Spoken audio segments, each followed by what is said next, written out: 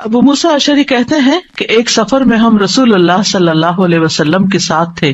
جب ہم کسی وادی میں اترتے تو لا الہ الا اللہ اور اللہ اکبر کہتے اور ہماری آوازیں بلند ہو جاتی.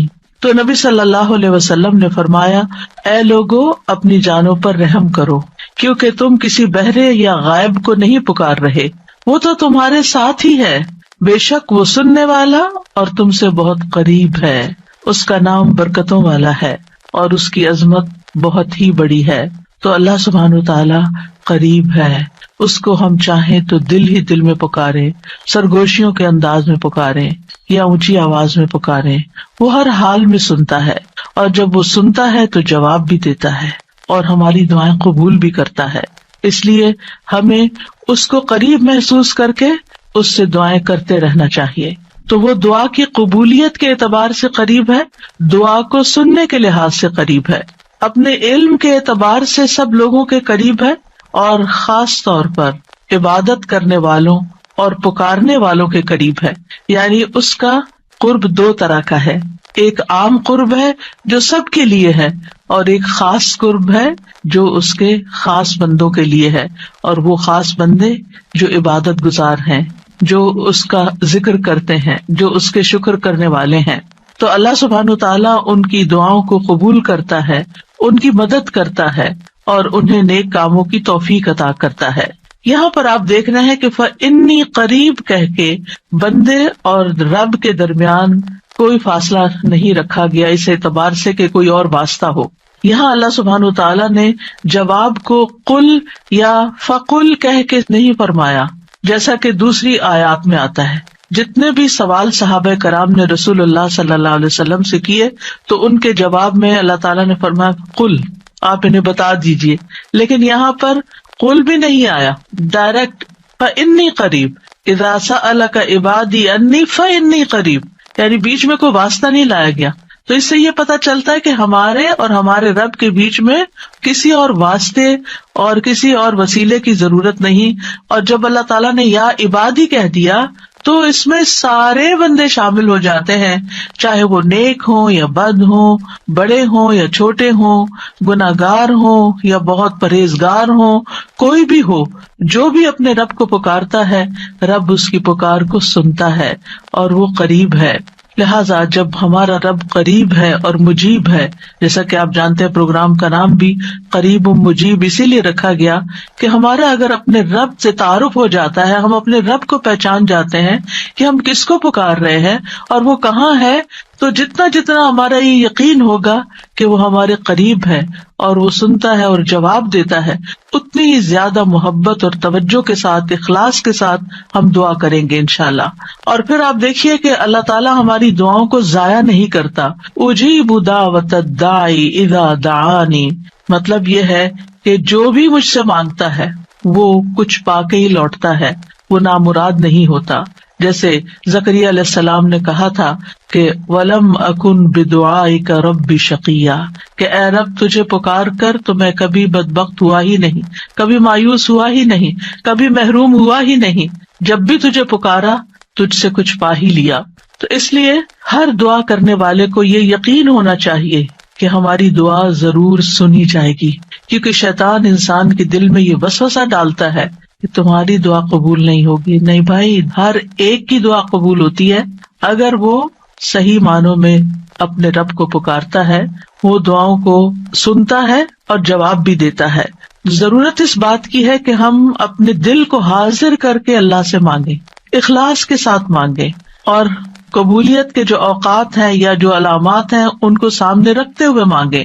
اور پھر ساتھ یہ بھی کہا گیا فَلْيَسْتَجِيبُوا لِي وَلْيُؤْمِنُوا بِي لَعَلَّهُمْ يَرْشُدُونَ، کہ انہیں چاہیے کہ وہ بھی میری بات مانیں. یعنی اگر یہ چاہتے ہیں کہ میں ان کی دعائیں قبول کروں تو پھر انہیں بھی چاہیے جب میں انہیں پکارتا ہوں، ایک تو یہ ہے نا کہ ہم اللہ تعالیٰ کو پکارتے ہیں، اور ایک اللہ تعالیٰ بھی ہمیں پکارتے ہیں. یعنی اللہ سبحانہ وتعالیٰ کب پکارتے ہیں؟ ہر اذان میں پکار آتی ہے، حی علی الصلاح حی علی الفلاح. تو پھر ہم کیا کرتے ہیں؟ کیا واقعی ہم صلاح کی طرف جاتے ہیں یا نہیں؟ اسی طرح قرآن مجید میں بہت دفعہ یا ایھا الذین آمنوا کہہ کے ہمیں پکارا گیا ہے. اے لوگو جو ایمان لائے ہو، یا ایھا الناس کہہ کے تمام انسانوں کو پکارا گیا ہے. تو کیا ہم انسان بھی اپنے رب کی پکار کو سنتے ہیں؟ کیا ہم بھی جواب دیتے ہیں؟ کیا ہم بھی اس کی طرف بڑھتے ہیں؟ اور پھر یہ کہ وَلْيُؤْمِنُوا بِی، چاہیے کہ وہ مجھ پر ایمان لائیں، چاہیے کہ وہ میری بات مانیں. لعلہم یرشدون، شاید کہ وہ سیدھی راہ پا جائیں. رسول اللہ صلی اللہ علیہ وسلم نے فرمایا، تم میں سے ہر ایک کی دعا قبول کی جاتی ہے جب تک کہ کوئی گناہ یا قطع رحمی کی دعا نہ کرے، بشرطے کہ جلدی بھی نہ کرے. پوچھا گیا یا رسول اللہ وہ جلدی کیا ہے؟ فرمایا یہ کہ کوئی یوں کہے کہ میں نے دعا کی اور میں نے دعا کی، یعنی دوبارہ کہ میں نے تو کئی بار دعا کی، بہت دعا کی، میری تو دعا قبول نہیں ہوتی، اور اس طرح وہ تھک ہار کر دعا کرنا چھوڑ دے. ایسا نہ کرے بلکہ دعا کرتا رہے، کیونکہ اس کی قبولیت کے مختلف طریقے ہیں. تو اللہ سبحانہ تعالیٰ ہم سے قریب ہے. ایک اور آیت میں آتا ہے سورۃ ہود کی، وَإِلَىٰ ثَمُودَ أَخَاهُمْ صَالِحًا قَالَ يَا قَوْمِ اعْبُدُوا اللَّهَ مَا لَكُم مِّنْ إِلَٰهٍ غَيْرُهُ هُوَ أَنشَأَكُم مِّنَ الْأَرْضِ وَاسْتَعْمَرَكُم فِيهَا فَاسْتَغْفِرُوهُ ثُمَّ تُوبُوا إِلَيْهِ إِنَّ رَبِّي قَرِيبٌ مُّجِيبٌ. اور سمود کی طرف ان کے بھائی صالح کو بھیجا، اس نے کہا اے میری قوم، اللہ کی عبادت کرو، اس کے سوا تمہارا کوئی معبود نہیں، اسی نے تمہیں زمین سے پیدا کیا اور تمہیں اس میں آباد کیا، سو اس سے بخشش مانگو، پھر اس کی طرف پلٹ آؤ، یقیناً میرا رب قریب ہے، قبول کرنے والا ہے. ان ربی قریب مجیب. یہاں قوم سمود کی بات کی جا رہی ہے. یہ لوگ مدائن کے علاقے میں رہتے تھے جو تبوک اور مدینہ منورہ کے درمیان واقع تھا. صالح علیہ السلام نے اپنی قوم کو ایک طرف اللہ سبحانہ تعالیٰ کی عبادت کی دعوت دی، توحید کی دعوت دی کہ صرف وہی تمہارا معبود ہے جس نے تمہیں پیدا کیا، جس نے تمہیں زمین میں آباد کیا، لہٰذا تم شرک سے اجتناب کرو، صرف اللہ کی طرف رجوع کرو. کیوں؟ اس لیے کہ وہ بہت قریب ہے، اپنے بندوں کی دعائیں سنتا ہے. تو آپ دیکھیے، جو آپ کے قریب ہو اور جو آپ کی بات بھی سنتا ہو، تو کیا آپ نہیں چاہیں گے کہ آپ اس کے قریب ہوں؟ یہاں پر آپ دیکھیے کہ دعا کرنے سے پہلے دو چیزوں کی بات ہے، استغفار اور توبہ کی، کہ اس سے استغفار کرو اور توبہ کرو تو تمہاری دعائیں قبول ہوں گی. توبہ کا مطلب یہ ہے کہ گناہوں سے کنارہ کشی اختیار کرو اور اس بات کا پکا وعدہ کرو کہ آئندہ گناہ نہیں کرو گے. اور استغفار کا مطلب ہوتا ہے بخشش طلب کرنا کہ اللہ ہمیں معاف کر دے، ہمارے گناہوں پہ پردہ ڈال دے. اور توبہ اور استغفار دونوں ہم معنی بھی ہیں. امام ابن قیم کہتے ہیں استغفار میں توبہ شامل ہے اور توبہ میں استغفار شامل ہے، اور جب ان کو الگ الگ بولا جاتا ہے تو پھر اس کا معنی الگ الگ بھی ہوتا ہے. اور اگر یہ دونوں اکٹھے آئیں، یعنی ایک دوسرے کے ساتھ مل کر آئیں، تو استغفار کا مطلب یہ ہوتا ہے کہ زندگی میں جو ہم کر چکے ہیں غلط کام، برائیاں، اللہ تعالیٰ ہمیں ان کے شر سے محفوظ رکھے. اور توبہ کا مطلب یہ ہے کہ ہم آئندہ گناہ میں پڑنے کے شر سے آپ کی مدد چاہتے ہیں، حفاظت چاہتے ہیں. اور توبہ اس پختہ ارادہ کو بھی کہتے ہیں کہ دوبارہ گناہ نہیں کریں گے، آئندہ یہ نہیں کریں گے. تو ان ربی قریب مجیب، میرا رب یقیناً قریب ہے، مجیب ہے. اور یہاں قریب قرب سے شفقت اور اکرام کے معنوں میں، یعنی رب بہت شفیق اور مہربان ہے، بہت کریم ہے. اور اس کا اپوزٹ ہوتا ہے بعید، دور. اور بہت کا لفظ سختی کے لیے بولا جاتا ہے کہ وہ جو شفیق نہ ہو، سخت ہو، کرخت ہو، اور پھر یہ کہ کچھ نہ دے. تو ایسا نہیں ہے ہمارا رب. ہمارا رب قریب ہے، مہربان ہے، اور اس کے ساتھ ساتھ یہ کہ وہ اپنے بندوں کا اکرام کرتا ہے اور انہیں سیدھے رستے پر چلاتا ہے، ان کی رہنمائی کرتا ہے، ان کی ضروریات پوری کرتا ہے، ان کی حفاظت کرتا ہے، ان کو مدد دیتا ہے، ان کی مشکلات دور کرتا ہے. لہٰذا ہمیں اپنے رب کو قریب پاتے ہوئے، اور قربت کا ایک احساس ہوتا ہے. قریب ہونے کا مطلب یہ نہیں کہ اللہ سبحانہ تعالیٰ کسی نعوذ باللہ فزیکل فارم میں ہمارے ساتھ بیٹھے ہوئے ہیں یا ہمارے دل میں بیٹھے ہوئے ہیں، یہ مطلب نہیں ہے قریب کا. قربت ایک احساس کا نام ہے. آپ نے دیکھا ہوگا بہت سے لوگ دور ہوتے ہوئے آپ کے دل کے قریب ہوتے ہیں، اور کئی لوگ آپ کے ساتھ رہتے ہوئے، آپ کے ساتھ بیٹھے ہوئے، آپ کے ساتھ زندگی گزارتے ہوئے بھی آپ سے دور ہوتے ہیں. تو اللہ سبحانہ تعالیٰ کا قرب محسوس کرنے کی چیز ہے اس طرح کہ وہ سنتا ہے. اللہ سبحانہ تعالیٰ سنتا ہے، السمیع ہے، اللہ تعالیٰ دیکھتا ہے، البصیر ہے، اللطیف ہے، الخبیر ہے، وہ ہمارے دلوں کے راز بھی جانتا ہے. تو اس سے بڑھ کے قریب کون ہوگا جو شہ رگ سے بھی زیادہ قریب ہے، اور جو ہمارے دل میں خیال اٹھ کر جو ہمارے دماغ تک جاتا ہے اس سے پہلے کہ دماغ تک جائے وہ بیچ میں حائل ہوتا ہے اور وہ جان لیتا ہے کہ بندہ کیا سوچ رہا ہے. نہ صرف یہ کہ وہ یہ جانتا ہے کہ اس وقت کیا کر رہے ہیں ہم، وہ یہ بھی جانتا ہے ہم پاسٹ میں کیا کر چکے ہیں، اور وہ یہ بھی جانتا ہے کہ ہم فیوچر میں کیا کچھ کرنے والے ہیں. کوئی اور ہے ایسا جو اتنا زیادہ ہمیں جانتا ہو؟ کیا وہ ہماری ضروریات کو نہیں جانتا ہوگا؟ کیا وہ ہمارے دکھ کو نہیں جانتا؟ کیا وہ ہماری پریشانیوں کو نہیں جانتا؟ کیا وہ ہماری زندگی کے مقاصد کو نہیں جانتا؟ کیا وہ ہماری کوششوں کو نہیں جانتا؟ کیا وہ ہماری عبادتوں کو نہیں جانتا؟ وہ خوب جانتا ہے، وہ سب کچھ جانتا ہے. تو جو جانتا ہے اس سے مانگے بنسبت اس کے کہ جو جانتا بھی نہیں ہے، اور ہم اس سے توقعات لگا کے بیٹھے رہے کہ یہ ہمارے لیے کچھ کریں گے. عام طور پر ہم جب کسی مشکل کا شکار ہوتے ہیں تو پھر بندوں کی طرف دیکھتے ہیں، نہیں، جو اپنے رب کو قریب پاتے ہیں وہ اپنے رب ہی کی طرف دیکھتے ہیں اور رب ہی کی طرف پلٹ پلٹ کر جاتے ہیں. اور تابا یتوبو کا مطلب پلٹ پلٹ کر جانا بھی ہے، کہ واپس پلٹتے ہیں کہ اللہ تعالیٰ اگر ہماری کسی بات سے آپ ناراض ہو گئے یا ہم سے خفا ہیں تو ہم تیری ہی طرف پلٹتے ہیں. اعوذ بک منک، تجھ سے ڈر کے پھر تیرے ہی پاس پناہ لیتے ہیں، اپنے گناہوں کے شر سے بچنے کے لیے، اپنی سیئات سے بچنے کے لیے. تو اس لیے تھرو آؤٹ جو ہمارا انشاءاللہ پروگرام ہوگا اس میں آپ یہ 2 لفظ بس پکے کر لیں، وہ قریب ہے، وہ مجیب ہے، وہ بہت قریب ہے اور وہ جواب بھی دیتا ہے، وہ دعائیں قبول بھی کرتا ہے. اس لیے اس رمضان میں خوب خوب دعائیں کرنی ہے. اور ویسے بھی آپ دیکھیں کہ دعا افضل ترین عبادت ہے. الدعاء مخ العبادہ، عبادت کا جوہر ہے، عبادت کی ٹاپ پر ہے. تو رمضان کا مہینہ عبادت کے لیے، لہذا اس عبادت میں دعاؤں کا ایک خاص حصہ ہونا چاہیے. دعا ہے کیا؟ دعا کا لفظ عربی زبان میں دال عین واو سے مل کر بنا ہے. دعا یدعو دعاء و دعوتن، یہ 2 مصدر ہیں اس سے. اور دعا کا لفظی معنی ہوتا ہے کسی کو آواز اور کلام کے ساتھ مائل کرنا، پکارنا، یعنی آواز بھی دینا، اس سے بات بھی کرنا اور اس کو اپنی طرف متوجہ کرنا. ایک ہوتا ہے کسی سے بات کرنا لیکن اس میں مقصد یہ نہیں ہوتا کہ میری طرف متوجہ ہو. مثلا میں آپ سے بات کر رہی ہوں اس وقت، تو مجھے آپ سے یہ ایکسپیکٹیشن نہیں کہ آپ میری طرف متوجہ ہو کہ میری کوئی مدد کریں. لیکن دعا میں جب انسان پکارتا ہے تو اس کا مطلب ہوتا ہے کہ دوسرا متوجہ ہو اور جس مقصد کے لیے اس کو پکارا جا رہا ہے وہ مقصد بھی پورا ہو جائے. عربی میں کہتے ہیں دعوت اللہ، میں نے اللہ کو پکارا، یعنی میں نے سوال کرتے ہوئے، اللہ تعالیٰ کی طرف عاجزی کرتے ہوئے جو خیر ہے اس کے پاس، اس میں رغبت رکھی اور اس رغبت کو طلب کرنے کے لیے اس کو پکارا، یعنی اس رغبت کے ساتھ اس کو پکارا. قرآن مجید میں دعا کا لفظ مختلف معنوں میں استعمال ہوا ہے. نمبر 1 دعا بمعنی ندا، آواز دینے کے معنوں میں. دعا کا مطلب کیا؟ آواز دینا. جیسے سورۃ آل عمران میں آتا ہے فَقُلْ تَعَالَوْا نَدْعُ أَبْنَاءَنَا وَأَبْنَاءَكُمْ وَنِسَاءَنَا وَنِسَاءَكُمْ وَأَنفُسَنَا وَأَنفُسَكُمْ. تو آپ کہہ دیجئے کہ آؤ ہم اپنے اور تمہارے بیٹوں کو اور اپنی اور تمہاری عورتوں کو بلا لیں، پکار لیں، یعنی تم بھی ان کو بلا لو، ہم بھی بلا لیتے. تو بلانے کے معنوں میں استعمال ہوتا ہے. تو عربی زبان میں دعا اور ندا یہ 2 لفظ مترادف بھی ہیں، ایک دوسرے سے ملتے جلتے ہیں، سینونیمز ہیں، ایک جگہ پر اکٹھے بھی استعمال ہوئے ہیں.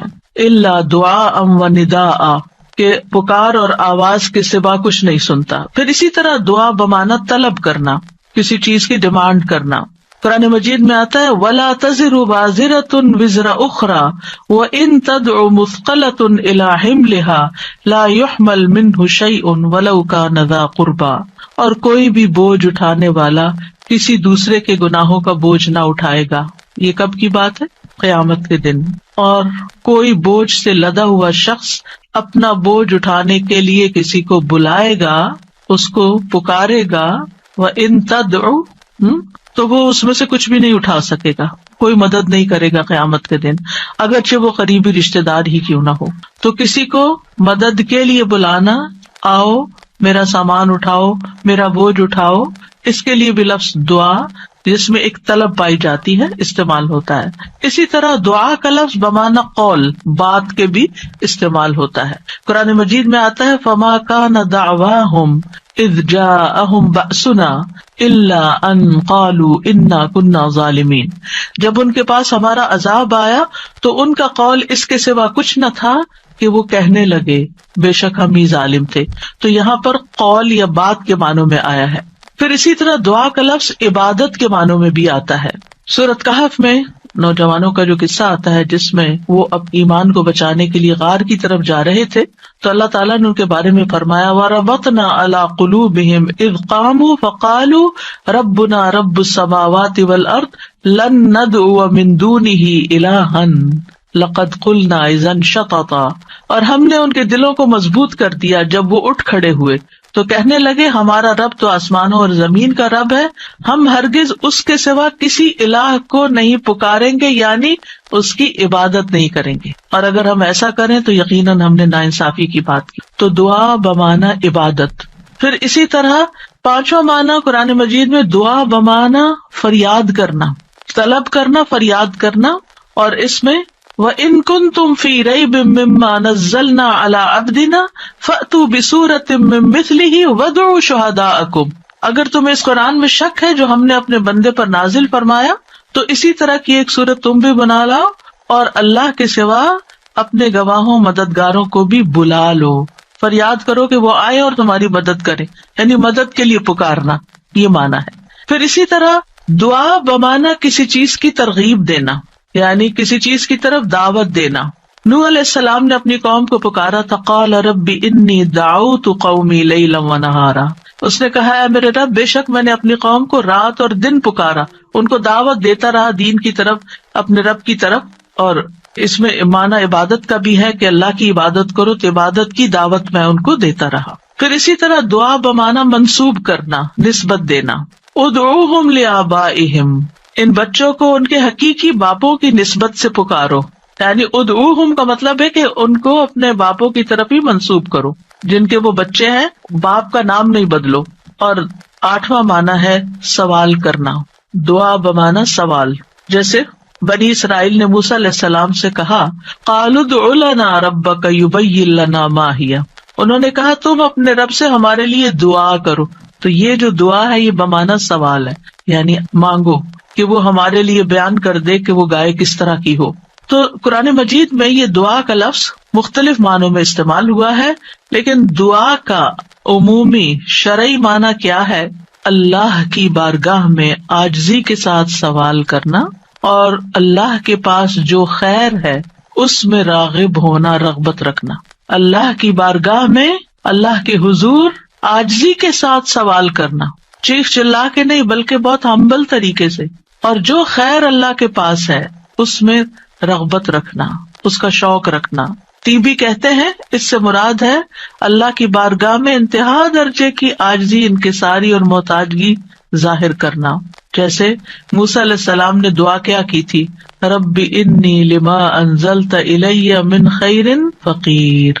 اپنے فقر، اپنی محتاجی، اپنی ضرورت کا اظہار کیا تھا. انی لما انزلت الی من خیر فقیر. امام ابن قیم کہتے ہیں اس سے مراد ہے ایسی چیز کو طلب کرنا جو دعا کرنے والے کو فائدہ دے، یعنی فائدے کی چیز حاصل کرنے کے لیے سوال کرنا، اور ایسی چیز کو دور کرنے کے لیے طلب رکھنا جو اس کو نقصان دیتی ہو. تو پھر دو طرح سے دعا کرتا ہے انسان، کچھ فائدے کی چیزیں مانگتا ہے اور کچھ نقصان والی چیزوں کو دور کرنے کے لیے اللہ سے درخواست کرتا ہے. ہماری شریعت میں دعا کی دو بڑی اقسام ہیں، ایک ہے دعائے عبادت اور ایک ہے دعائے مسئلہ. دعائے عبادت کیا ہے؟ اس سے مراد ہے کہ انسان اللہ سے ثواب کی امید رکھتے ہوئے، اس کے عذاب سے ڈرتے ہوئے اس کی عبادت کرے، اس میں سوال نہیں ہے. تو عربی میں دعا بمعنی عبادت بھی استعمال ہوتا ہے. آتا ہے نا وقال ربکم ادعونی استجب لکم ان الذین یستکبرون عن عبادتی سیدخلون جہنم داخرین. اس میں دعا کے دونوں معنی آ گئے. اور تمہارے رب نے فرمایا کہ مجھ سے دعا کرو میں تمہاری دعا قبول کروں گا. یہ تو سوال ہو گیا. اور دوسرا بے شک وہ لوگ جو میری عبادت سے تکبر کرتے ہیں عنقریب وہ ذلیل و خوار ہو کر جہنم میں داخل ہوں گے. تو یہاں عبادت کا معنی بھی آ گیا عبادت کے لفظ کے ساتھ، یعنی دعا ایک طرح سے عبادت ہے. تو دعا عبادت کیا ہے کہ انسان اللہ سے ثواب کی امید رکھتے ہوئے اس کے عذاب سے ڈرتے ہوئے اللہ کی عبادت کرے، جیسے نماز پڑھے، روزہ رکھے، قرآن کی قرأت کرے، تسبیح کرے، صدقہ کرے، اللہ کی طرف لوگوں کو دعوت دے، تعلیم کا کام کرے. تو انسان ان میں سے جو بھی عبادت کا کام کرے گا وہ دراصل اللہ کی طرف راغب ہوگا، کیونکہ دعا میں رغبت پائی جاتی ہے. اور جو شخص مثلا نماز پڑھتا ہے تو گویا وہ زبان حال سے دعا کر رہا ہوتا ہے، اللہ سے بخشش مانگ رہا ہوتا ہے کہ اللہ تعالیٰ ہمارے اوپر رحم کیجیے، ہم نے جو گناہ کیے ہیں آپ ان کو معاف کر دیجیے. کیونکہ نماز بذات خود کیا کرتی ہے؟ بلاؤں کو ٹالتی ہے، گناہوں کو معاف کرنے کا ذریعہ ہے. ٹھیک ہے. اچھا، صدقہ کیا کرتا ہے؟ گناہوں کی آگ بجھاتا ہے. ٹھیک ہے نا. تو یہ جو گناہوں کی آگ کا بجھنا ہے، یہ ہم بول کے بھی کہہ سکتے اللہ میں جہنم کے عذاب سے بچا، تو وہ ہماری زبان بول رہی ہوتی. لیکن جب ہم صدقہ دے رہے ہوتے ہیں تو گویا ہمارا عمل جو ہے وہ اسی چیز کا تقاضا کر رہا ہے کہ ہم اپنے اوپر سے گناہوں کا بوجھ اتارنا چاہتے ہیں. تو ایک دعا سوال کے انداز میں ہوتی ہے اور ایک دعا حال کے ساتھ بیان ہو رہی ہوتی ہے، عمل کے ساتھ ہو رہی ہوتی ہے. اور دوسری جو دعائیں مسئلہ ہے جس میں مانگنے کی دعا ہوتی ہے، تو وہ یہ ہے کہ انسان دنیا اور آخرت کی کوئی بھی بھلائی طلب کرنے اور دنیا اور آخرت کے نقصان کو دور کرنے کا سوال اللہ سے ہی کرے. دنیا اور آخرت کی کوئی بھی بھلائی مانگنا اور دنیا اور آخرت کے کسی بھی نقصان سے بچنا، یہ بس اللہ ہی سے کرے اس کا سوال. یہ دعائیں مسئلہ ہے، اس سوال کرنے والی، یعنی وہ دعا جس میں ہم سوال کرتے ہیں. کن چیزوں کا سوال کرتے ہیں؟ دنیا اور آخرت دونوں. آخرت نہیں بھولنی. ربنا آتنا فی الدنیا حسنۃ وفی الآخرۃ حسنۃ وقنا عذاب النار. تو دنیا اور آخرت کی حسنہ مانگنا اور دنیا اور آخرت کے عذاب سے، مصیبت سے بچنا. وقنا عذاب النار، سب سے بڑی مصیبت تو آگ ہے نا، یعنی اس کی کوئی تکلیف انسان کو پہنچے. نبی صلی اللہ علیہ وسلم نے فرمایا دعا عبادت ہے. قال الدعاء هو العبادۃ قال ربکم ادعونی استجب لکم. تمہارے رب کا فرمان ہے میں پکارنے والے کی دعا قبول کرتا ہوں جب وہ مجھے پکارتا ہے. تو دعا جو ہے یہ عبادت کی اقسام میں سے سب سے عظیم قسم ہے. امام خطابی اپنی کتاب شأن الدعاء میں کہتے ہیں، اس حدیث کی وضاحت کرتے ہوئے الدعاء هو العبادہ، وہ کہتے ہیں کہ دعا عبادت کا ایک بڑا حصہ ہے یا سب سے افضل عبادت ہے. جیسے کہ لوگ کہتے ہیں لوگ بنو تمیم ہیں اور مال اونٹ ہیں، یعنی لوگوں کو دیکھنا تو بنو تمیم کو دیکھو، مطلب سب لوگوں سے افضل ہیں. نبی صلی اللہ علیہ وسلم اسی سے تھے نا، اور ان کی تعداد بھی زیادہ تھی. اور اسی طرح عربوں کے ہاں مال کی سب سے بڑی قسم اونٹ ہوا کرتے تھے. وہ کہتے مال تو اصل میں اونٹ ہے اور لوگ تو بنو تمیم ہی ہیں. تو اسی طرح کہا گیا دعا تو عبادت ہی ہے.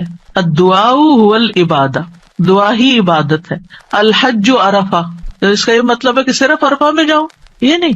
مطلب یہ ہے کہ جتنے بھی ارکان آپ حج کے ادا کرتے ہیں ان میں سے عرفہ کے دن کا قیام اگر کسی نے پا لیا تو اس کا حج ہو گیا، اور وہ سب سے بڑا دن ہے جس میں بخشش ہوتی ہے. تو یہ عربوں کے کہنے کا ایک انداز بھی ہے نا. اور مراد اس سے کیا ہے کہ دعا سب سے افضل عبادت ہے اور ساری اطاعتوں اور ساری بندگیوں کا مغز ہے کہ انسان اپنی ہر پریشانی اور ہر ضرورت میں اللہ کی طرف متوجہ ہو جائے. یہ ہے اصل مقصد. اگر کسی مشکل میں پڑ گیا ہے تو اس مشکل کے دور ہونے کے لیے بس اللہ ہی کی طرف رجوع کرے اور اسی کا انتظار کرے کہ وہی کاٹے گا. لوگوں سے توقعات ہٹا لے. اس کا یہ مطلب نہیں کہ ہم لوگوں سے ہیلپ لے نہیں سکتے، آپ لوگوں سے ہیلپ لے سکتے ہیں، آپ ان کو بتا سکتے ہیں کہ آپ کس مشکل میں اور اس کا حل کیا ہے، لیکن ان سے توقع نہ رکھے کہ یہ میری مشکل حل کر دیں گے. مثلاً آپ کو کوئی پرابلم ہوئی ہے، آپ کسی سے مشورہ کرنا چاہتے ہیں، آپ کسی سے کاؤنسلنگ لینا چاہتے ہیں، آپ ضرور لیں، لیکن یہ توقع نہ رکھیں کہ یہ آپ کا مسئلہ حل کر دے گا یا بس یہی آپ کے لیے سب کچھ ہو گیا. اس کو اللہ سبحانہ وتعالیٰ سے آگے نہ رکھیں. کہتے ہیں نا ہمت مردہ مدد خدا.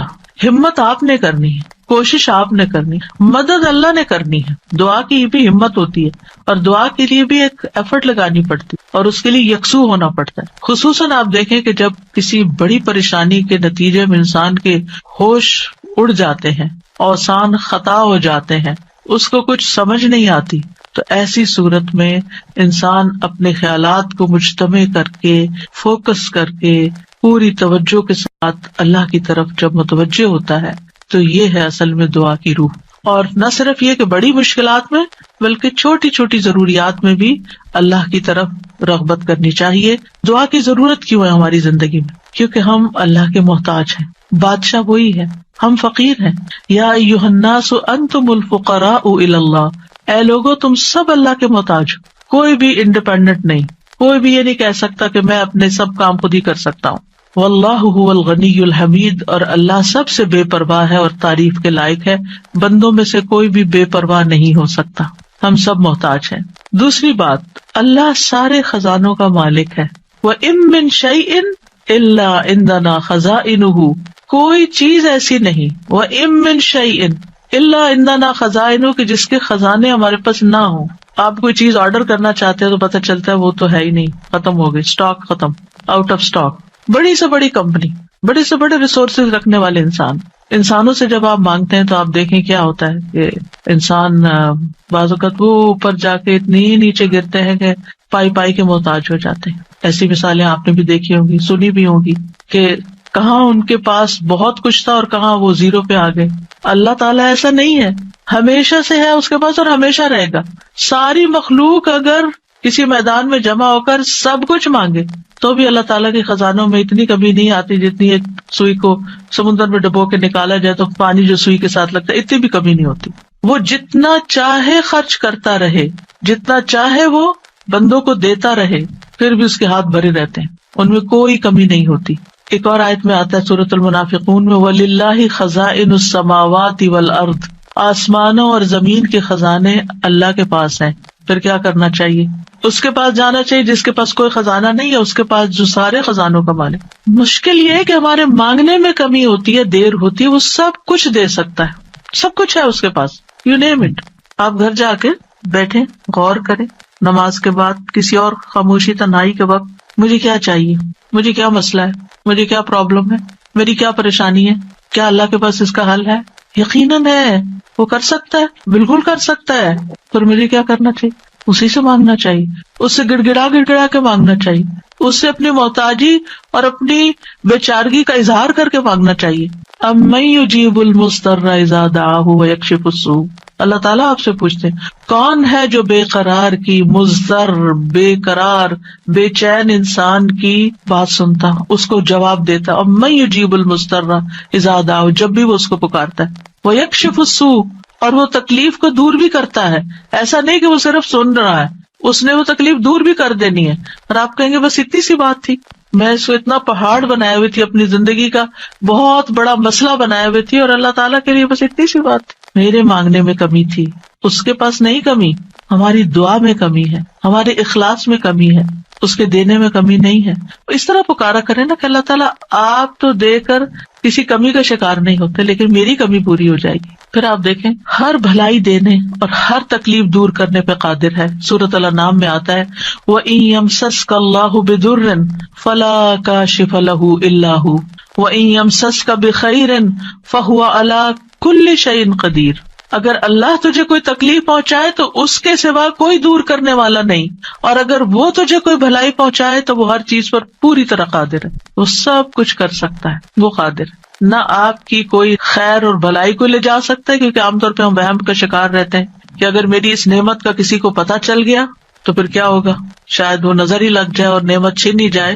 ہر وقت اس وہم کا شکار رہنا دراصل اپنے آپ کو ٹارچر کرنا ہے. نہیں، وَإِن يَمْسَسْكَ بِخَيْرٍ، اگر اللہ نے آپ کو کوئی خیر دی ہے، فَهُوَ عَلَى كُلِّ شَيْءٍ قَدِيرٌ، وہ ہر چیز پہ قادر ہے، وہ آئندہ بھی دیے رکھے گا. اس نے اس لیے تھوڑی دی ہے کہ بس ایک بندہ کوئی دیکھے اس چیز کو اور بس وہ واپس لے لے، وہ ایسا نہیں کرتا. ایک روایت میں آتا ہے کہ ایک شخص نے رسول اللہ صلی اللہ علیہ وسلم سے پوچھا، اے اللہ کے رسول، آپ کن چیزوں کی دعوت دیتے ہیں؟ یعنی آپ کی دعوت کیا ہے، آپ کیا بتاتے ہیں لوگوں کو، آپ کیا سکھاتے ہیں؟ آپ نے فرمایا، میں اس اللہ کی طرف دعوت دیتا ہوں جو اکیلا ہے، وہ اللہ کہ جب تم پر کوئی مصیبت آتی ہے اور تم اسے پکارتے ہو تو وہ تم سے تمہاری مصیبت دور کر دیتا ہے. یہ ہے اللہ کا تعارف، جب آپ کے بچے آپ سے پوچھیں اللہ کون ہے تو آپ کیا بتاتے ہیں؟ بڑے بڑے لفظ بولتے ہیں نا. یہ دیکھیں یہاں پر کیا بولا گیا، اتنے سمپل. آپ بچے کو کہہ سکتے ہیں اللہ وہ ہے جو تمہیں کھانا دیتا ہے، اللہ وہ ہے جو تمہیں فلاں چیز دیتا ہے، تمہیں ماما بابا دیے ہیں. جو جو بچے کی ضرورت ہوتی ہے ایج کے حساب سے آپ اس اعتبار سے بچے کو اللہ کا تعارف کرا سکتے ہیں، وہ ان چیزوں کے ساتھ جو نظر آتی ہیں اور جو اس کی پسند کی ہیں کہ وہ ہے اللہ. پھر آپ نے فرمایا کون ہے اللہ، کہ جب تم کسی بیابان اور جنگل میں راستہ بھول جاؤ اور تم اس سے دعا کرو تو وہ تمہیں واپس پہنچا دیتا ہے. اور صرف جنگل بیابان نہیں، اب تو خیر GPS وغیرہ کی سہولت موجود ہے، تو اس کے باوجود بھول جاتے ہیں نا، اس کے باوجود غلط ٹرن لے لیتے ہیں، کبھی پہلے اور کبھی بعد میں. GPS فریز ہو جاتے ہیں، نیٹ چلا جاتا ہے، روڈ میپ ختم ہو جاتا ہے، کئی مسائل ہیں. تو کبھی بھی راستہ بھولیں تو ہم پہلی بات یہ سوچیں کہ اللہ سے دعا کرتے ہیں اللہ راستہ دکھا دے. راستہ بھولنے پر مجھے کبھی ٹینشن نہیں، میں ہمیشہ سوچتی ہوں اللہ پہنچا دے گا، ہو جائے گا، کوئی مسئلہ نہیں. اللہ کے تو علم میں ہے نا. میں تو کہتی ہوں کہ آپ کو پتا ہے نا کہاں ہے، بس وہاں لے جائیں. ہمیں نہیں پتا، آپ کو تو پتا ہے نا.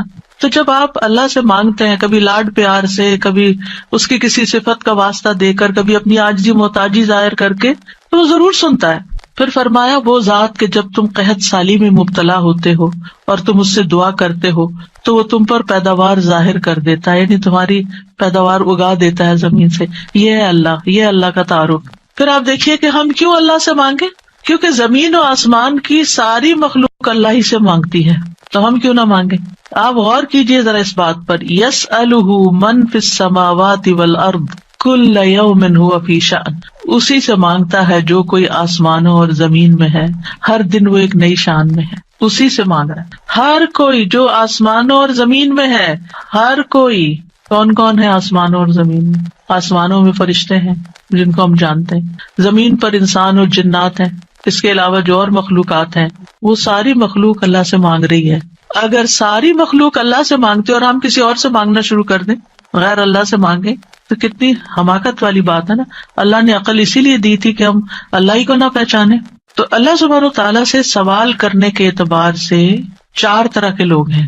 امام ابن تیمیہ کہتے ہیں بس تمام آسمانوں اور زمین کے لوگ اللہ سے سوال کرتے ہیں تو ان کے 4 درجات بن جاتے ہیں. پہلی قسم، کچھ وہ لوگ ہوتے ہیں جو نہ ہی اللہ کی عبادت کرتے ہیں نہ ہی اس سے مدد طلب کرتے ہیں، حالانکہ اللہ نے ان کو پیدا کیا، ان کو رزق دیا، ان کو عافیت دی. تو یہ کون ہے؟ نہ اللہ کی عبادت نہ ہی اس سے دعا، کچھ بھی نہیں، کوئی تعلق نہیں. دوسری قسم کے وہ لوگ ہوتے ہیں جو اللہ سے مدد طلب کرتے ہیں تو وہ ان کی مدد کر دیتا ہے، لیکن وہ اللہ کی عبادت نہیں کرتے. ہاں جب کوئی مسئلہ پیش آتا ہے تو پھر کیا کرتے ہیں؟ پھر دعا کر لیتے ہیں. ایسے لوگ آپ نے دیکھے ہوں گے، نماز نہیں، روزہ نہیں، صدقہ خیرات کچھ نہیں، ہاں کوئی مشکل پیش آئے تو پھر اللہ سے دعا کرتے ہیں. تیسری قسم کے کچھ وہ لوگ ہوتے ہیں جو اللہ کی عبادت اور اطاعت طلب کرتے ہیں لیکن نہ ہی اس سے مدد مانگتے ہیں نہ اس پہ توکل کرتے ہیں. نماز روزہ کر لیں گے، دعا نہیں کرتے، کہتے ہیں اللہ کو پتہ ہی ہے نا کیا چاہیے، اب مانگنا کس لیے. نہیں، اللہ تعالیٰ خود فرماتے وقال ربکم ادعونی، تمہارا رب کہتا ہے مجھ سے دعا کرو، تو کیوں نہ دعا کریں، ہمیں دعا کرنی ہے. چوتھی قسم کے وہ لوگ ہوتے ہیں جو اللہ کی عبادت بھی کرتے ہیں اور اس سے دعا بھی کرتے ہیں، اس سے مدد بھی طلب کرتے ہیں. تو اللہ تعالیٰ اپنی عبادت اور اطاعت پر ان کی مدد کرتا ہے، جیسے ہم کہتے ہیں رب اعنی علی ذکرک و شکرک و حسن عبادتک، تو اللہ تعالیٰ مدد بھی فرماتا ہے. اب ہم اپنے آپ کو دیکھیں کہ ہم کون سی کیٹیگری میں فال کرتے ہیں، ہم کہاں ہیں. کیا ہم ان لوگوں میں ہیں جو عبادت بھی کرتے ہیں اور دعا بھی کرتے ہیں، تو یہ ٹاپ کلاس کے لوگ ہیں، اور باقی اللہ تعالیٰ کے حق میں کبھی کوتاہی کرتے ہیں. تو ہمیں دعا کرتے رہنا چاہیے، اللہ تعالیٰ کو پکارتے رہنا چاہیے، ہر ضرورت میں، ہر مقصد میں، ہر پریشانی میں، ہر دکھ میں، ہر بیماری میں، ہر موقع پر، ہر چیز کے لیے، چھوٹی سے چھوٹی چیز کے لیے، بڑی سے بڑی چیز کے لیے اللہ ہی سے مانگنا چاہیے، کیونکہ وہ دے کر احسان نہیں جتاتا، وہ دے کر شرمندہ نہیں کرتا، وہ دے کر ہم سے واپس نہیں مانگتا، وہ بغیر شرط کے دیتا ہے، غیر مشروط دیتا ہے. وَإِذَا سَأَلَكَ عِبَادِي عَنِّي فَإِنِّي قَرِيبٌ أُجِيبُ دَعْوَةَ الدَّاعِ إِذَا دَعَانِ فَلْيَسْتَجِيبُوا لِي وَلْيُؤْمِنُوا بِي لَعَلَّهُمْ يَرْشُدُونَ. وَإِذَا سَأَلَكَ عِبَادِي عَنِّي فَإِنِّي قَرِيبٌ أُجِيبُ دَعْوَةَ الدَّاعِ إِذَا دَعَانِ فَلْيَسْتَجِيبُوا لِي وَلْيُؤْمِنُوا بِي لَعَلَّهُمْ يَرْشُدُونَ۔ تو ہمیں مانگتے رہنا چاہیے کیونکہ وہ قریب ہے، وہ مجیب ہے۔ اللہ سبحانہ تعالیٰ اپنے بندوں کو خود فرماتا ہے کہ اللہ سے اس کے فضل کا سوال کرو، یہ اللہ کا حکم ہے۔ سورۃ النساء میں آتا ہے وَاسْأَلُوا اللَّهَ مِن فَضْلِهِ، اور اللہ سے اس کے فضل کو مانگو کہ اللہ اپنا فضل فرما۔ فضل کیا ہوتا ہے؟ جو ہم ڈیزرو نہیں کرتے، نہ اپنی عبادت کی وجہ سے، نہ کسی محنت کی وجہ سے، نہ کسی قابلیت کی وجہ سے، نہ کسی ہنر کی وجہ سے، ہم ڈیزرو نہیں کرتے، لیکن آپ دے سکتے، ہم پھر بھی آپ سے مانگتے ہیں، چاہے ہم اس قابل نہیں لیکن پھر بھی آپ سے مانگ، آپ ہمیں عطا کیجیے۔ اور اللہ تعالیٰ کو یہ بات پسند ہے کہ بندے اس سے مانگیں، کیونکہ بندے کو جب کسی چیز کی ضرورت ہوتی ہے نا اور وہ اس کو اللہ تعالیٰ سے مانگتا ہے تو وہ اللہ تعالیٰ کے ساتھ کنیکٹ ہو جاتا ہے، اللہ تعالیٰ کو یاد کرتا ہے، اس کے سامنے اپنی حالت کا اظہار کرتا ہے، اپنا دکھ، اپنا شکوہ، اپنا غم، اپنا رنج، اپنی پریشانی اس کو سناتا ہے، جو سن کر آگے نشر نہیں کرتا۔ جب ہم بندوں کے سامنے اپنی کسی پریشانی کا ذکر کر دیتے ہیں تو بعض اوقات کیا کرتے ہیں، وہ آگے بیان کر دیتے ہیں اور یوں آپ کے راز کھل جاتے ہیں، آپ کا مرتبہ اور مقام لوگوں کی نگاہ میں گر جاتا ہے، کچھ لوگ آپ سے حسد کرنے لگتے ہیں، کچھ لوگ آپ کی تکلیف پہ خوش ہوتے ہیں۔ تو اس لیے ہمیں اللہ سبحانہ تعالیٰ کے سامنے ہی اپنے رنج اور دکھ کی فریاد رکھنی چاہیے۔ اللہ تعالیٰ اپنے بندوں کو ہر چیز کو اسی سے مانگنے کا حکم دیتا ہے۔ اب ہر چیز میں کیا ہے؟ صحیح مسلم کی روایت ہے، ابو ذر غفاری رضی اللہ عنہ کہتے ہیں کہ نبی صلی اللہ علیہ وسلم اپنے رب تبارک و تعالیٰ سے روایت کرتے ہیں کہ بے شک اللہ تعالیٰ فرماتا ہے، اے میرے بندو تم سب گمراہ ہو سوائے اس کے جسے میں ہدایت دوں، پس تم مجھ سے ہدایت مانگو میں تمہیں ہدایت دوں گا۔ نمبر 1 دعا کیا ہونی چاہیے؟ ہدایت کی۔ دن کی ہر رکعت میں ہم اہدنا الصراط المستقیم مانگتے ہیں، ہر کام میں ہمیں گائیڈنس چاہیے، ہمیں کلیرٹی چاہیے، چاہے دین کا کام ہو چاہے دنیا کا کام، ہر چیز میں ہمیں صحیح راستہ، صحیح اسٹریٹجیز اختیار کرنے کی ضرورت ہوتی ہے، تب وہ کام ہو پاتا ہے، اور اس طرح ساری کنفیوژن بھی دور ہو جاتی، ساری پریشانی بھی دور ہو جاتی کہ میں نے اللہ سے دعا کر لی، اللہ تعالیٰ آپ مجھے صحیح طریقہ بتا دے، مجھے اس کام کو کیسے لے کے چلنا ہے۔ تو ہر موڑ پر، ہر کام میں ہمیں ہدایت کی ضرورت ہوتی ہے۔ تو اہدنا الصراط المستقیم۔ پھر فرمایا، اے میرے بندو تم سب بھوکے ہو سوائے اس کے جسے میں کھلاؤں، تو تم مجھ سے کھانا مانگو میں تمہیں کھانا کھلاؤں گا۔ سبحان اللہ، سب سے بڑی ضرورت ہدایت کے بعد انسان کی کیا ہے؟ کھانا، جو اس کو دن میں کئی بار کھانا پڑتا ہے، اور انسان سب سے زیادہ پریشان بھی اس کے لیے ہوتا ہے، اور مال کا سب سے بڑا حصہ بھی اسی پہ خرچ ہوتا ہے۔ یعنی دن میں اگر آپ دیکھیں تو آپ ہر روز اپنا لباس نہیں خریدتے، ہر روز آپ اپنی ٹوائلٹریز نہیں خریدتے، ہر روز اپنی اور چیزیں نہیں خریدتے، برتن نہیں خریدتے، کٹلری، جیولری، یہ سب روز تھوڑی خریدا جاتا ہے، لیکن کھانا تو ڈیلی چاہیے، کھانا تو ڈیلی کنزیوم کرنا ہے، اس سے مانگو۔ اور خاص طور پر اگر کچھ خاص کھانے کو دل چاہتا ہے وہ بھی اس سے مانگو۔ نیوٹریشیس چاہیے، ہولسم چاہیے، صحت مند چاہیے، کیونکہ ساری بیماریاں ہی کھانے سے پیدا ہوتی ہیں۔ یعنی کھانا مانگو صرف یہ نہیں کہ ہے نہیں، بلکہ اچھا کھانا مانگو تو اللہ تعالیٰ کھلائے گا۔ اے میرے بندو تم سب برہنہ ہو سوائے اس کے جسے میں لباس پہناؤں، تو تم مجھ سے لباس مانگو میں تمہیں لباس پہناؤں گا۔ بعض اوقات انسان کو کوئی خاص چیز پہننے کو دل چاہتا ہے، مانگے اللہ سے، اللہ دے گا۔ اے میرے بندو تم سب دن رات گناہ کرتے ہو اور میں سارے گناہوں کو بخش دیتا ہوں، تم مجھ سے بخشش مانگو میں تمہیں بخش دوں گا۔ کیوں اپنے اوپر بوجھ لیے پھرتے ہو؟ کتنے گناہ کر لیے، بہت لیٹ کر دیا، پتہ نہیں اب میری معافی ہوگی یا نہیں، اب میں کیا کروں؟ وہ معاف کر دے گا، مانگ کر تو دیکھو۔ اے میرے بندو اگر تمہارے اولین و آخرین اور جن و انس ایک صاف چٹیل میدان میں کھڑے ہو کر مجھ سے مانگنے لگے، اور میں ہر ایک کو جو مجھ سے مانگ رہا ہے وہ سب کچھ دے دوں جو وہ مانگ رہا ہے، تو میرے خزانوں میں کوئی کمی نہیں ہوگی مگر جتنی سمندر میں سوئی ڈال کر نکالنے سے کمی آتی، کچھ کمی نہیں۔ مانگو، اس کا تو کچھ نہیں بگڑتا، اس کا تو کچھ کم نہیں ہوتا۔ نبی صلی اللہ علیہ وسلم نے بھی اللہ سے مانگنے کا حکم دیا ہے۔ عبداللہ بن عباس کہتے ہیں ایک دن وہ رسول اللہ صلی اللہ علیہ وسلم کے پیچھے سوار تھے، تو رسول اللہ صلی اللہ علیہ وسلم نے ان سے فرمایا، اے لڑکے میں تجھے چند کلمات سکھا رہا ہوں، احفظ اللہ یحفظک، تم اللہ کے احکام کی حفاظت کرو، اللہ تمہاری حفاظت کرے گا۔ احفظ اللہ تجدہ تجاہک، اللہ کی حفاظت کرو یعنی اللہ تعالیٰ کے احکامات کی، تم اسے اپنے سامنے پاؤ گے، قریب پاؤ گے۔ اذا سألت فاسأل اللہ، جب تمہیں مانگنا ہو اللہ سے مانگو، جب تمہیں مانگنا ہو، کچھ بھی مانگنا ہو۔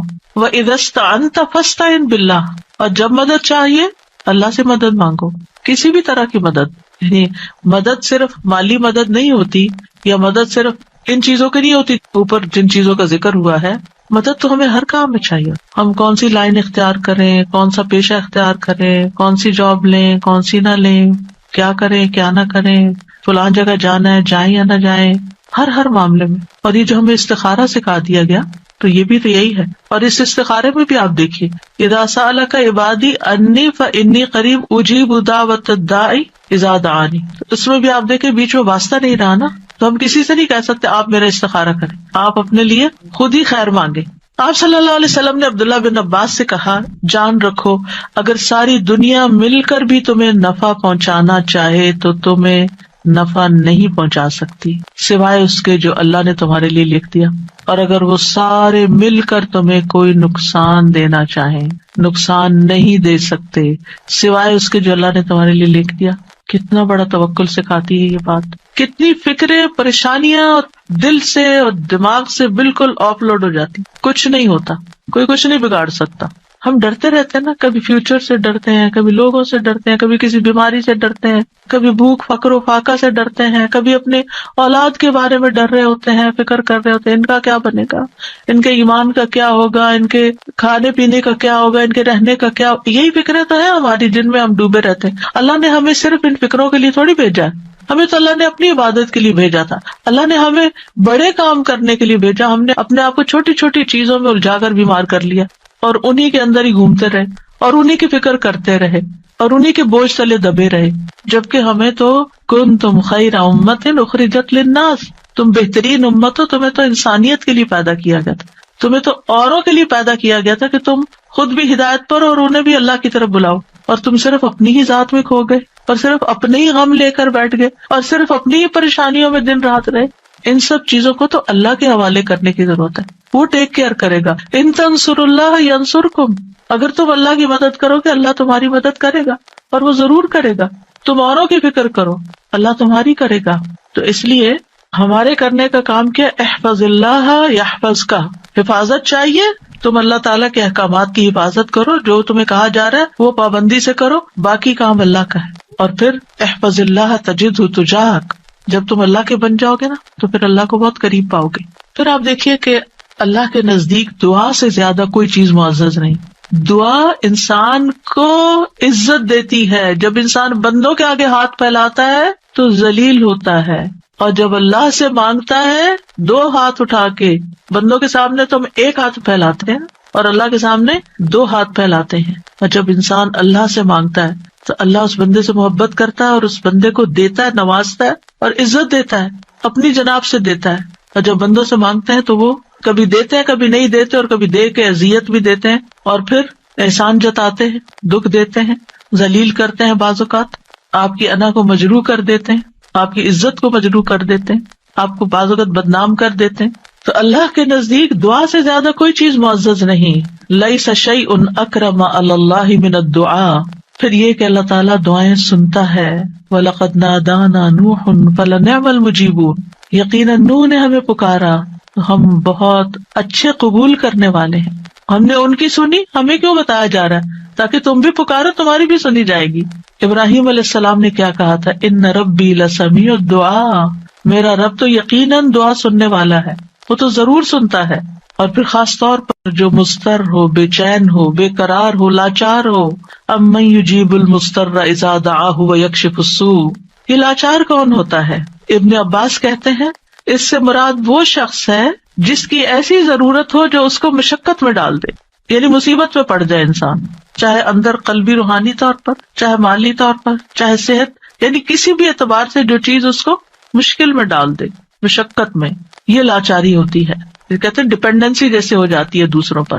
سدی کہتے ہیں کہ اس سے مراد وہ شخص ہے جس کے پاس کوئی ہیلا چارہ قوت باقی نہ رہے، یعنی دنیا میں اس کا کوئی وسیلہ سبب نہیں رہا، تنہا رہ گیا، وہ سنتا ہے۔ ذنون کہتے ہیں اس سے مراد وہ شخص ہے جو اپنے تعلقات کو اللہ کے سوا سب سے کاٹ دے، بس اللہ ہی ہے میرا۔ ابو جعفر کہتے ہیں کہ اس سے مراد مفلس شخص ہے جس کے پاس کچھ نہیں۔ سہل بن عبداللہ کہتے ہیں اس سے مراد وہ شخص ہے جو اپنے ہاتھ دعا مانگتے ہوئے اللہ کی طرف بلند کرتا ہے، اوپر اٹھاتا ہے، حالانکہ اس کے پاس اطاعت کا کوئی نیکی کا کام نہیں ہوتا جس کو وہ وسیلہ بنا سکے۔ لاچار، اب ہر جگہ سے مایوسی ہوگی، اب ایک ہی راستہ ہے، اور وہ راستہ شیطان کہتا ہے تم تو اتنے نافرمان ہو، تمہاری نہیں سنی جائے گی، نہیں وہ پھر بھی سنتا ہے۔ اما یجیب المضطر، اصل میں بندے تو ہم اللہ ہی کے ہیں نا، چاہے ہم اللہ کو اپنا بنائیں یا نہ بنائیں، ہیں تو اسی کے، جانا تو اسی کی طرف ہے، دنیا میں بھی اسی کی طرف جانے کی ضرورت پیش آتی ہے۔ اور پھر آپ دیکھیے کہ اللہ تعالیٰ کا قبولیت کا وعدہ بھی ہے، اور وہ بندوں کی حاجات پوری کرتا ہے۔ اللہ تعالیٰ خود پکارتے ہیں جب رات کا ایک تہائی حصہ بچتا ہے، آسمان دنیا پہ نزول فرما کے اللہ تعالیٰ فرماتے ہیں کون ہے جو مجھ سے دعا کرے تو میں اس کی دعا قبول کروں، کون ہے جو مجھ سے بخشش طلب کرے تو میں اسے بخش دوں، کون ہے جو مجھ سے رزق مانگے تو میں اس کو رزق عطا کروں، کون ہے جو تکلیف دور کرنے کی درخواست کرے تو میں اس کی تکلیف دور کروں۔ اور یہ اعلان فجر کے طلوع ہونے تک ہوتا رہتا ہے۔ تو اللہ تعالیٰ پکار رہے ہیں کہ مانگو مجھ سے۔ اب دیکھیے اگر کبھی آپ کے پیرنٹس میں سے کوئی یا کوئی بڑا یا اگر آپ سے کہے کہ اچھا مانگو، کیا مانگتے ہو، فرمائش کرو، کیا کرتے ہیں ہمارا حال کیا ہوتا ہے؟ بہت خوش ہو جاتے ہیں، اتنی بڑی آفر آ گئی ہے، کرو فرمائش، کیا چاہیے، جیولری چاہیے، کپڑے چاہیے، جو چاہیے مانگو۔ تو ہمارا خوشی سے ایسا حال ہوگا کہ ہمیں یہ بھی یاد نہیں رہے گا کہ اب مانگنا کیا ہے آپ نے۔ اللہ سبحانہ وتعالیٰ روز ہمیں پکارتے ہیں کرو فرمائش، مانگو کچھ، مانگو، اور ہم مانگتے ہی نہیں۔ جاگ بھی جائے تو ہم مانگتے نہیں، مانگنے کی ضرورت ہے۔ آپ دیکھیے کہ دنیا کے بادشاہ جب کوئی سوالی آتا ہے، کوئی بیگر آتا ہے، وہ دروازے بند کر دیتے ہیں۔ جو انسان 2 سے 3 دفعہ آپ سے کچھ مانگ چکا ہو، جب آپ اس کو دیکھتے ہیں تو وہ موڑ کے چل دیتے ہیں، یہ پھر آ گیا ہے، پھر کچھ مانگے گا۔ کیا اللہ تعالیٰ بھی ایسا کرتا ہے؟ 100 بار آئے آپ اس کے پاس، 100 بار عطا کرے گا۔ وہ اپنا دروازہ بند نہیں کرتا، وہ اپنی دولت نہیں چھپاتا، وہ تمہارے لیے ہر روز رات کو دروازہ کھولتا ہے، آ جاؤ تم میری طرف، مانگو مجھ سے۔ امام ابن قیم کہتے ہیں اللہ جس کے ساتھ خیر کا ارادہ کرتا ہے اس کے لیے ذلت کا، عاجزی کا، اللہ کی بارگاہ میں پناہ پکڑنے اور محتاجی ظاہر کرنے کا دروازہ کھول دیتا ہے، یعنی اس کو دعا مانگنا آ جاتا ہے، اور جس کو دعا کی توفیق مل گئی اس کو ہر خیر مل گئی۔ تو اصل چیز یہ ہے کہ دعا کی توفیق ہو جائے، دعا مانگنا شروع کر دیں۔ آپ دیکھیں کہ اس نیت سے بھی یہ پروگرام رکھا گیا تھا کہ ہم روز دعا کے بارے میں کچھ سنیں، پھر دعا کے مطلب کو سمجھیں، دعا کرتے رہے تاکہ ہمیں دعا مانگنا آ جائے۔ یعنی اس کا ہول سول گول ہے اس پروگرام کا، وہ یہ کہ ہمیں دعائیں مانگنا آ جائے، ہم دعاؤں کے شوقین ہو جائیں، دعا مانگنے سے محبت کرنے لگے، دعاؤں کے اوپر یقین کرنے لگے کہ اللہ تعالیٰ سنتا اور ضرور سنے گا، اور ہمارے سارے بوجھ اتر جائیں اور ہم سارے اپنے معاملات اپنے رب کے سپرد کر دیں، اور ہم دنیا میں بھی ایک اچھی زندگی بسر کریں اور آخرت میں بھی۔ امام ابن تیمیہ کہتے ہیں جب اللہ کسی بندے کے ساتھ خیر کا ارادہ کرتا ہے تو اس کے دل میں دعا مانگنے اور اس سے مدد طلب کرنے کا الہام کر دیتا ہے کہ اللہ سے مانگو، اس کے دل میں ڈال دیتا ہے، اور اللہ اس کے مدد طلب کرنے اور اس کے دعا مانگنے کو اس کے لیے خیر کا ذریعہ بنا دیتے ہیں جس کے لیے اس نے مدد طلب کی ہوتی ہے، یعنی اس کا رستہ نکل آتا ہے۔ تو دعا مانگنے کے فائدے کیا ہیں؟ دعا ہر حال میں انسان کو فائدہ دیتی ہے۔ نمبر 1، دعا مانگ رہے ہوتے تو آپ عبادت کر رہے ہوتے ہیں، یہ اجر الگ لکھا جاتا ہے۔ اللہ تعالیٰ کی پسند کا کام کر رہے ہوتے ہیں، اللہ تعالیٰ سے کنیکٹڈ ہوتے ہیں، اور پھر یا تو دعا فوراً قبول ہو جاتی ہے، جو مانگا وہ اسی وقت مل جاتا ہے، یا پھر یہ کہ کوئی ایسی مصیبت ٹل جاتی ہے جو آنے والی تھی اور آپ کی اس دعا کی وجہ سے وہ مصیبت چلی گئی۔ رسول اللہ صلی اللہ علیہ وسلم نے فرمایا دعا فائدہ دیتی ہے اس کے بارے میں بھی جو کچھ نازل ہو چکا ہے اور اس کے بارے میں بھی جو نہیں اترا، بس اللہ کے بندو تم پر دعا کرنا لازم ہے، یعنی جو مصیبتیں آ گئی ہیں ان کو بھی دور کرے گی دعا، اور جو ابھی نہیں آئی اتر رہی ہیں ان کو بھی دور کر دے گی، آنے والی مشکلات کو بھی ہٹا دے گی۔ پھر یہ کہ اللہ تعالیٰ اپنے مانگنے والوں کو خالی ہاتھ نہیں لوٹاتا۔ حدیث میں آتا ہے بے شک اللہ عز و جل کو اس بات سے حیا آتی ہے کہ اس کا کوئی بندہ اس کے سامنے ہاتھ پھیلا کر کسی خیر کا سوال کرے اور وہ انہیں خالی لوٹا دے، کہ کچھ بھی نہ ڈالے اس میں، ایسا نہیں ہوتا۔ انس رضی اللہ عنہ کہتے ہیں رسول اللہ صلی اللہ علیہ وسلم نے فرمایا بے شک اللہ بڑا رحیم ہے، بڑے کرم والا ہے، اس کو اس بات سے شرم آتی ہے کہ اس کا کوئی بندہ اس کے آگے اپنے دونوں ہاتھ پھیلائے اور وہ ان دونوں میں کوئی خیر نہ ڈالے، وہ ایسا نہیں کرتا۔ جو مسلمان بھی اپنی حاجت اللہ کے آگے رکھ دیتا ہے اللہ تعالیٰ اسے ضرور نوازتا ہے، ضرور دیتا ہے۔ رسول اللہ صلی اللہ علیہ وسلم نے فرمایا جو مسلمان اپنا چہرہ اللہ کے سامنے گاڑ کر یعنی پورے فوکسڈ طریقے سے توجہ کے ساتھ کسی چیز کا سوال کرتا ہے وہ اس کو وہ چیز ضرور عطا کرتا ہے، خواہ جلدی عطا کرے یا ذخیرہ کر کے رکھ لے اس کے لیے اگلی دنیا میں عطا کرے۔